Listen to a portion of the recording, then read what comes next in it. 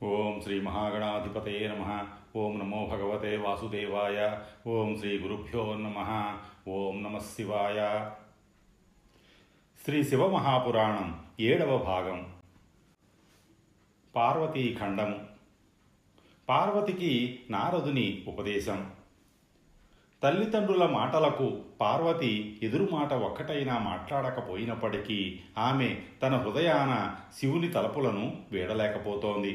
తనకు నచ్చజెప్పి వచ్చిన తల్లిదండ్రులతో, మీరు నన్ను మార్చే ప్రయత్నం చేయడం తగదు, నేను పరమశివుని తప్ప అన్యులను పరిణయమాడను, ఈసారి ఎలాగైనా సరే నా ప్రయత్నంలో సఫలీకృతురాలినవుతాను అని నిశ్చయంగా చెప్పసాగింది.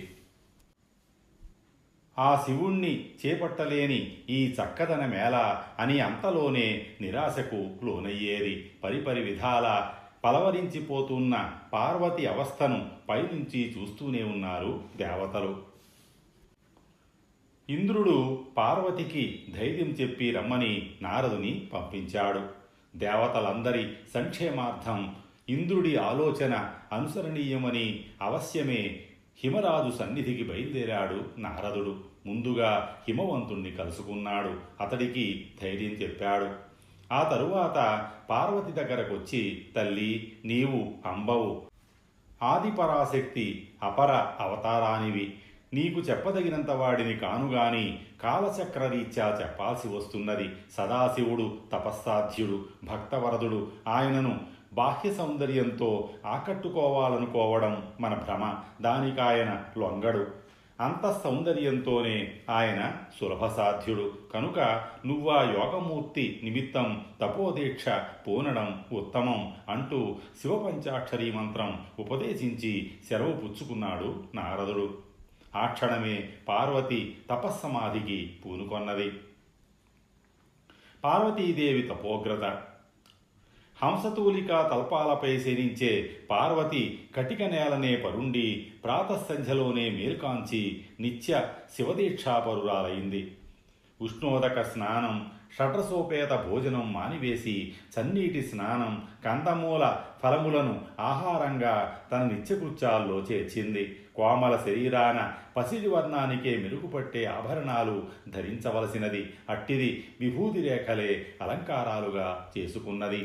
అయినా ఆమెకు సదాశివ దర్శనం కరువే అయింది. శివనిరీక్ష కంటే శివతపం ఉత్తమమని భావించి ఆ ప్రయత్నం చేపట్టింది.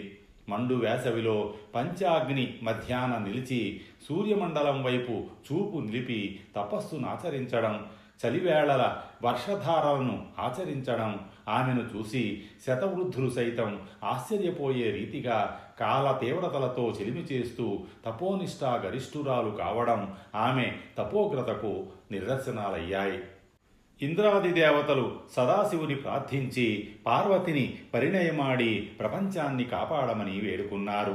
పార్వతియందు కుమారుడిని కని తారకుని పీడ తొలగించమని అభ్యర్థించారు. వారిని కరుణించి అట్లే జరుగుతుందని అభయం ఇచ్చి పంపేశాడు శివుడు.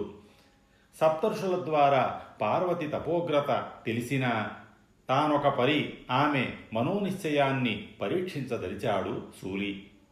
ఒకనాటి మధ్యాహ్న సమయాన పార్వతి యథోచితమున నియమనిష్టలతో తపమాచరించుచుండగా అచ్చటికి ఒక బ్రహ్మచారి వచ్చాడు.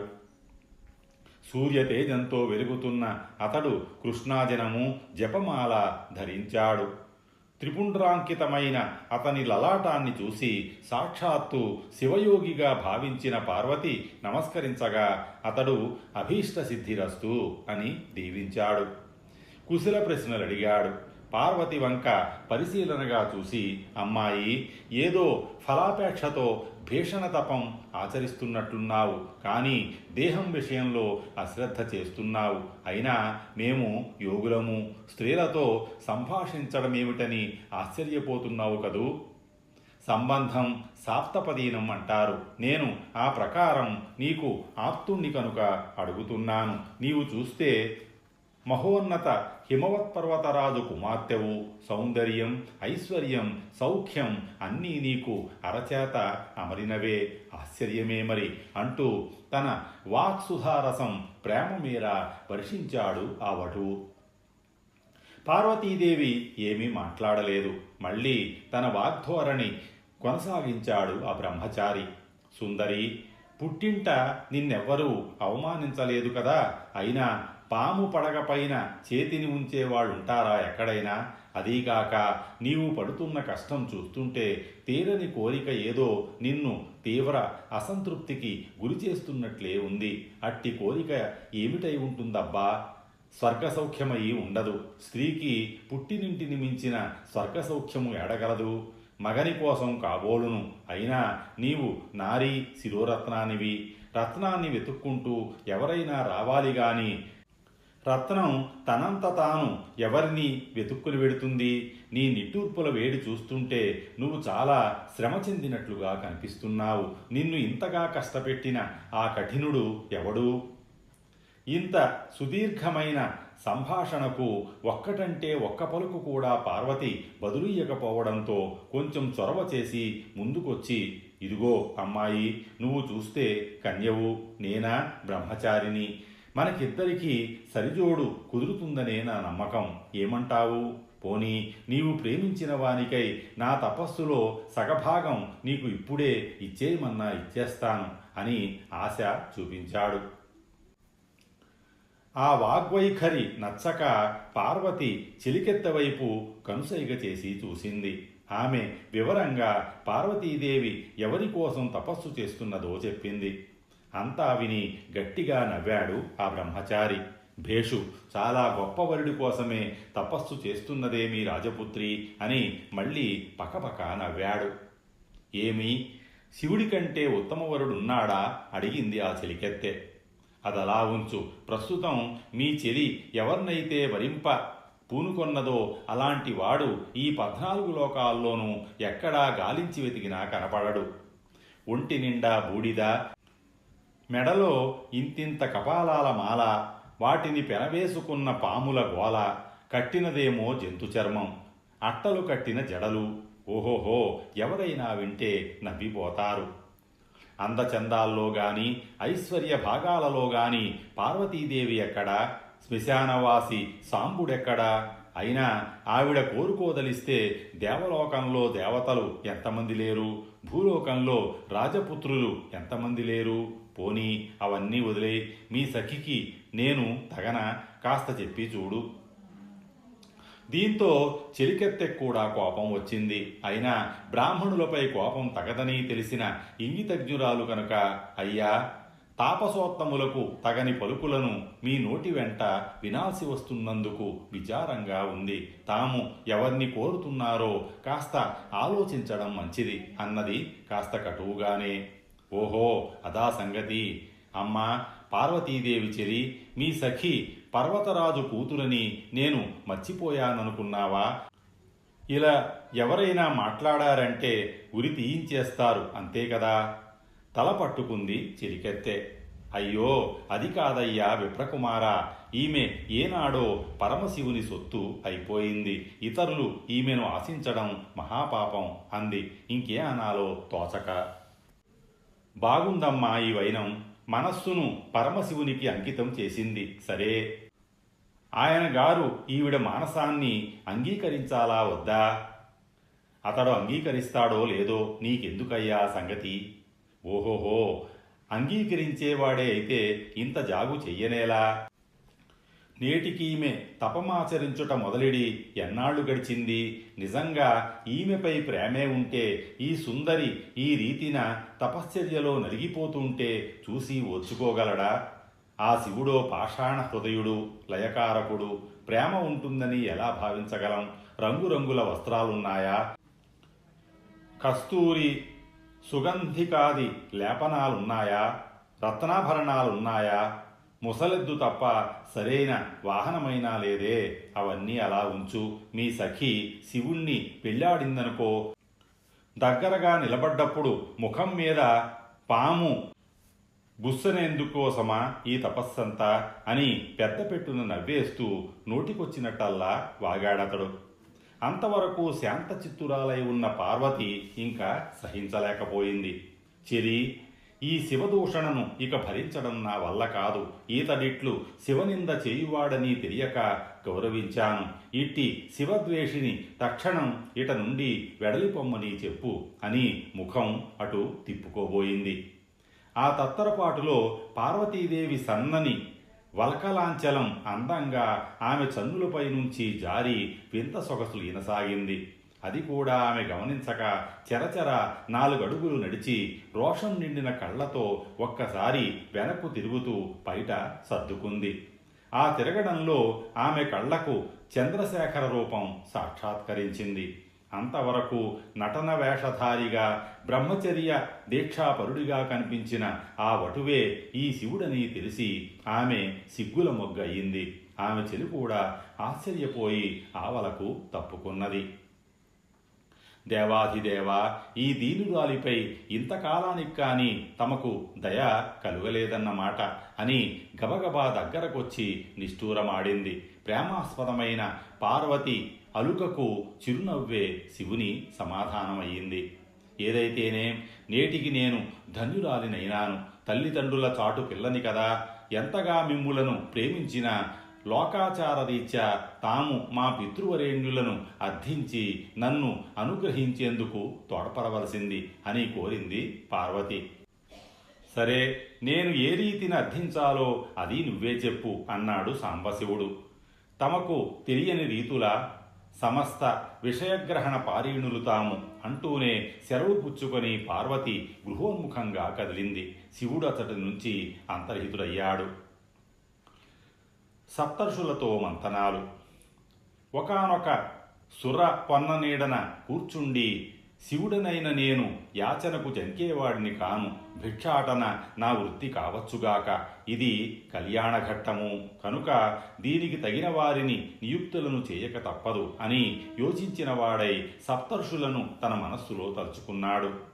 వారంతా వెంటనే శివసంకల్పమైనదని సంతసించి విహాయస వీధుల వడివడిగా బయలుదేరి అనతి కాలములో ఫాలలోచనుని ముంగిట ప్రణతులిడుతూ నిలబడ్డారు. ఆ విధంగా తన ఎదుట నిలిచిన భరద్వాజ, అత్రి, గౌతమ, విశ్వామిత్ర, జమదగ్ని, అరుంధతి సహిత వశిష్ఠులను గాంచి శంకరుడు హసన్ముఖుడైనాడు. వారికి ఉచిత మర్యాదలు సలిపి, సప్తర్షులారా, తమ వల్ల కాగల కార్యమొకటి ఉండుటచే మిమ్ములను రావించితిని అన్నాడు చంద్రశేఖరుడు. మహాదేవ, తమ ఆజ్ఞ శిరసావహించుట కంటే వేరే మాకు కార్యమేమీ లేదు. సవిస్తరంగా ఆనతీయవలసింది అని కోరారందరూ. పర్వతరాజపుత్రి పార్వతి గత జన్మమునందు దాక్షాయణిని మీకు తెలిసినదే. నేను పార్వతిని వివాహమాడదలచితిని. పెళ్లి పెద్దలుగా మీరు నా తరపున వ్యవహరించాలి అన్నాడు శూలి. జగదానందకారకమైన ఇంతటి దివ్యకార్యము మా భుజస్కంధములపై నుంచిన మహాదేవ, నీకు వేల కృతజ్ఞతలు. నీ కృప వల్ల మా పుణ్యము ద్విగుణీకృతమైనది. ఈ కార్యనిర్వహణ ద్వారా మేము అందరికంటే మిన్నగా సత్కరించబడ్డవాళ్లమైనాము అని పరిపరి విధముల సంస్తుతించి హిమవంతుని కడకేగి పెండ్లి ముహూర్తము నిశ్చయించుకొను ప్రయత్నమున పడ్డారు. తనను సందర్శింపవచ్చిన సప్తర్షులను అసమాన గౌరవంతో అగణిత మర్యాదతో చూసిన హిమవంతుడు తానే ముందు ప్రస్తావించాడు. అప్పుడు అందరూ ముక్తకంఠంతో, పర్వతరాజా, నీకు శుభమగుగాక. నీవు అసామాన్యుడివి. పౌరాణిక శ్రేష్ఠులు నిన్ను విష్ణువని స్తుతిస్తారు. సప్తపాతాళ భువనగోళాలకు నీవు మూలాధారభూతుడవు. అట్టి నీ పుత్రిక సాక్షాత్తు అంబ, పరమేశ్వరి, అఖిలాండేశ్వరి. యోగీశ హృదయమందారుడైన చంద్రశేఖరుడు నీ పుత్రికను పెండ్లాడగోరి మమ్ము పెళ్లి పెద్దలుగా పంపించాడు. నీవు కన్యాదాతవు, మేము వివాహ సంధాతలం. ఇది జగత్కళ్యాణకారకం అని వివరించారు. సప్తర్షుల సందేశాన్ని శ్రద్ధగా విన్నాక మేనకా హిమవంతుల ఆనందానికి అవధి లేకపోయింది. అందరూ పార్వతీదేవిని ఆశీర్వదించారు. నాటికి 4వ రోజున ఒక గొప్ప ముహూర్తాన్ని నిర్ణయించి హిమవంతుని వీడ్కోలు తీసుకొని సప్తర్షులు వెళ్ళిపోయారు. ఆ క్షణం నుంచే పెళ్లి ఏర్పాట్లలో పడినాడు హిమవంతుడు. జగన్మంగళకరమైన కళ్యాణ ఘడియలు. సమస్త లోకాలు ఎదురు చూస్తున్న వివాహ వేళ రానే వచ్చింది. గర్గమహాముని ఆచార్యత్వంలో వివాహ వేడుకలు ఆరంభమయ్యాయి. సుముహూర్త వేళ మంగళస్వరాల మధ్య కన్యాదానం జరుగుతోంది. తంతు ప్రకారం ఈశ్వరుడి ప్రవర చెప్పించాల్సి ఉంది. హిమవంతుడు ఈశ్వరుని ప్రవర అడగ్గా విననట్లు ఊరుకున్నాడతడు. ఆ మౌనం బయట పడనీయకుండా నారద మహర్షి అదే పనిగా వీణ మీటసాగాడు. ఎవరు ఎంత చెప్పినా నారదుడు ఆపలేదు. చివరకు కన్యాదాత జోక్యంతో వీణానాదం ఆపిన నారదుడు ఇలా అన్నాడు: ఓ మంచుకొండల రేడా, బ్రహ్మ విష్ణువులకే అంతుపట్టని రుద్రుడి కులగోత్రాలతో ప్రవర చెప్పడం మన తరమా? ఎవరు పరబ్రహ్మమో, ఎవరు నిర్గుణులో, ఎవరు నిరాకారులో, ఎవరు ప్రకృతికి అతీతులో, ఎవరు సమస్తము తానే అయినవారో ఆయన పేరు గోత్రము ప్రవర కావాలా? మీ పుణ్యవశాన అల్లుడైన ఆ జగన్మంగళమూర్తిని అడగాల్సిన మాట ఇది అని హిమవంతునికి బుద్ధి గరపి అయినప్పటికీ చెబుతున్నాను విను. నాదం శివమయం, శివుడు నాదమయుడు. ఇక నాదానికి కులం గోత్రం ఏముంటాయి? కనుకనే నీ ప్రశ్నకు జవాబుగా నేను వీణావాదన సూచ్యంగా చేశాను. అది నీకు అర్థం కాలేదు. ఇప్పుడిలా వాచ్యంగా చెప్పాల్సి వచ్చింది అనడంతో అందరికీ శివతత్వం కాస్త అవగతమైంది. పూర్తిగా అర్థమైందని ఎవరైనా అనుకుంటే అది మళ్ళీ పొరపాటే అవుతుంది. కన్యాదానం జరిగిన వెంటనే మిగతా తంతులన్నీ మహావేడుకగా జరిపించాడు బ్రహ్మ. తదనంతరం భవానీ భర్గులిద్దరూ భక్తిభావంతో బ్రహ్మాసనాసీనుడైన పితామహునికి ప్రణామాలు ఆచరించారు. వధూవరులపై అమృతాక్షతలు చల్లి ఆశీస్సులందజేశాడాయన. మన్మధుని పునర్జీవితులు చేయుట. సరిగ్గా అదే సమయమని భావించిన దేవతలందరూ శివుని పరిపరి విధముల కైవారము చేసి రతీదేవిని అక్కడ ప్రవేశపెట్టారు. అన్యోన్య దాంపత్యానికి నిదర్శనమైన రతీ మన్మధులు ప్రణయోద్దీపకులు కూడా గనుక పరిణయానంతర ప్రణయానికి, ప్రేమ సామ్రాజ్య మథనానికి మదనుని అవసరం అతి ముఖ్యమైనది గనుక వారందరూ అదే సరైన అదనుగా భావించారు. రతీదేవి తన కొంగున కట్టిన మన్మధుని బూడిదను శివదేవుని చరణ సన్నిధిన ఉంచి, సదాశివ, ఇదేనా నీ కరుణ? పార్వతిని పెండ్లాడ్డానికి దేవతా ప్రేరితుడై కదా నా పతి నీకు పరోక్షంగా సహకరించాడు. అది తమ కోపావేశాలకు కారణభూతమై ఇదిగో నా పతిదేవుని ఇలా పిడికెడు బుగ్గిగా మిగిల్చింది. అమ్మా పార్వతి, కొత్త పెళ్లి కూతురివి, భర్త లేనిదే భార్యకు ఎన్ని సంపదలున్నా వృధా అని తెలిసి తపమాచరించి మరి భర్తను పొందిన దానివి, నా బాధ అర్థం చేసుకోగలవు కదా తల్లి అంటూ ఇరువురిని వినయ భక్తి తత్పరలతో వేడుకున్నది. పతిదేవుని పట్ల రతీదేవికి ఉన్న అనురాగానికి ఆ నూతన దంపతులు అచ్చెరు పొందారు. ఆమె జీవితం పట్ల జాలిపడి అయినా సరే మన్మధుని బ్రతికించాల్సిందిగా బ్రహ్మాది దేవతలు సైతం అభ్యర్థించారు. కరుణాంతరంగుడై కాలకంఠుడు మదనకుమారుడి భస్మాన్ని తన అమృతమయ వీక్షణాలతో ఒక్కసారి అవలోకించాడు. అంతే సమస్త చిహ్న లాంఛన రూప యవ్వన సంపత్సహితంగా పునరావిర్భావం చెందాడు మన్మధుడు. రతీదేవి పతి సమేతంగా శివదంపతులకు నమస్కరించింది. పెళ్లి కళకే కొత్త కళలు వచ్చి చేరినట్లయింది కందర్పాగమనం. కైలాసవాసిగా గిరీశుడు తన ఎడమ చేతి చిటికన వేలు పట్టుకొని నునులేత సిగ్గుతో కొత్త పెళ్లి కూతురైన కొండరాచూలిని వెంటబెట్టుకొని తన నిజ నివాసమైన కైలాసపురిని చేరుకున్నాడు కృత్తివాసుడు.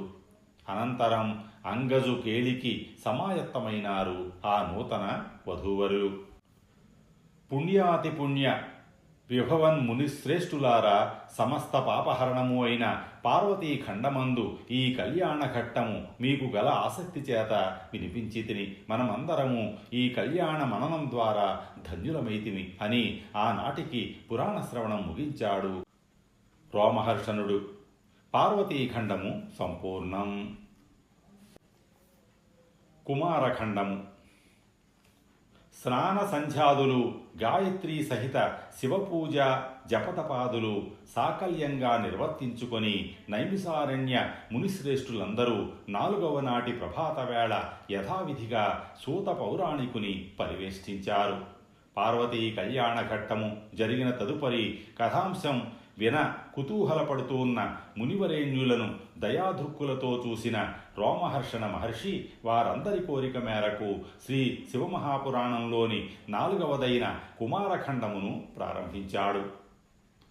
ఆ ప్రకారంగా కైలాసంలో కాపురం ఉంటున్న పార్వతీ పరమేశ్వరులు కామసుఖాలలో లీనమై తమదైన శృంగారలోకంలోనికి వెళ్ళిపోయారు.